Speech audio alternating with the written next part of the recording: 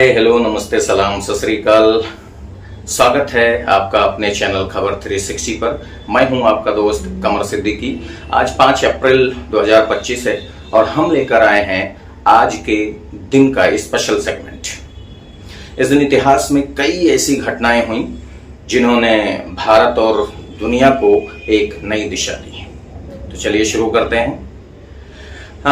दोस्तों, आज ही के दिन यानी 5 अप्रैल 1950 को भारत और पाकिस्तान के बीच एक ऐतिहासिक समझौता होने की चर्चा चरम पर थी, जिसे बाद में लियाकत नेहरू समझौता कहा गया। लेकिन असल में ये समझौता 8 अप्रैल 1950 को साइन हुआ था, लेकिन 5 अप्रैल को दोनों देशों के बीच इस समझौते की रूपरेखा तैयार की जा रही थी।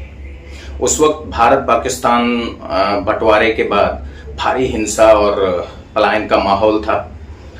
लाखों लोग अपनी जान छोड़कर, घर छोड़कर इधर उधर आ जा रहे थे, खासकर अल्पसंख्यक का समुदाय। भारत में मुसलमान और पाकिस्तान में हिंदू भारी मुश्किलों का सामना कर रहे थे ये लोग।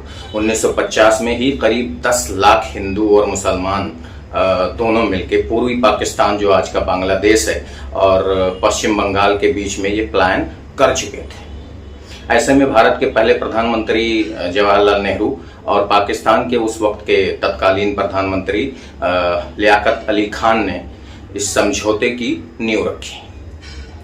इस समझौते का मकसद ये था कि दोनों देशों में अल्पसंख्यकों की सुरक्षा को सुनिश्चित किया जाना। दोनों देशों ने वादा किया कि वे अपने अपने देश में अल्पसंख्यकों को बराबर का हक देंगे, उनकी सुरक्षा को सुनिश्चित करेंगे, उनकी संपत्ति की रक्षा करेंगे और उन्हें डर के माहौल से बाहर निकालेंगे। हालांकि ये समझौता पूरी तरह से सफल नहीं हो पाया, लेकिन फिर भी इसने उस वक्त दोनों देशों के बीच में जो तनाव था उसको कम करने में अहम भूमिका निभाई। दोस्तों, आज ही के दिन 5 अप्रैल 1998 को जापान में आकाशी कैक्यो ब्रिज को आम लोगों के लिए खोला गया। ये दुनिया का सबसे लंबा सस्पेंशन ब्रिज है, जिसकी लंबाई तकरीबन 3911 मीटर है। इस ब्रिज ने जापान के 2 बड़े शहरों को, कोबे और अवाजी को जोड़ा। इसे बनाने में 10 साल लगे और करीब 500 बिलियन येन की लागत लगी। इस ब्रिज की खासियत यह भी है कि ये भूकंप और तेज तूफानों को बड़ी आसानी से झेल सकता है। 1995 में कोबे में आए भूकंप के दौरान ये ब्रिज निर्माणाधीन था उस वक्त, लेकिन फिर भी भूकंप को भी इसने बड़े आसानी से बिना किसी नुकसान के झेल लिया था। आज ये ब्रिज जापान की इंजीनियरिंग का एक शानदार नमूना माना जाता है। और आज ही के दिन 5 अप्रैल 1976 को भारत की पहली सैटेलाइट आर्यभट्ट को लॉन्च करने की तैयारी अपने आखिरी चरण पर थी। हालांकि लॉन्च 19 अप्रैल 1976 को हुआ था, लेकिन 5 अप्रैल को इसकी टेस्टिंग और फाइनल चेकिंग, ये सारी चीजें पूरी की गई थी। यह सैटेलाइट भारत के अंतरिक्ष इतिहास में एक मील का पत्थर था। इसे सोवियत यूनियन के कॉस्मोस 3M रॉकेट से लॉन्च किया गया। इसका नाम महान भारतीय गणितज्ञ और खगोल शास्त्री आर्यभट्ट के नाम पर रखा गया। इस सैटेलाइट ने भारत को अंतरिक्ष अनुसंधान में एक नई पहचान दी और इसरो की नींव को और मजबूत किया।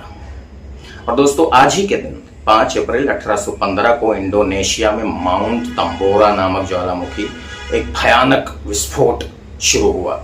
ये इतिहास का सबसे बड़ा ज्वालामुखी विस्फोट माना जाता है।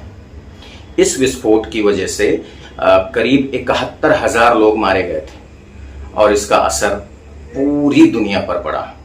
1816 को वर्ष बिना गर्मी के कहा गया था, क्योंकि ज्वालामुखी की राख ने सूरज की रोशनी को रोक दिया था, जिससे वैश्विक तापमान में भारी गिरावट आ गई थी। यूरोप और अमेरिका में फसलें नष्ट हो गईं और भूखमरी फैल गई। ये घटना हमें प्रकृति की ताकत का एहसास दिलाती है।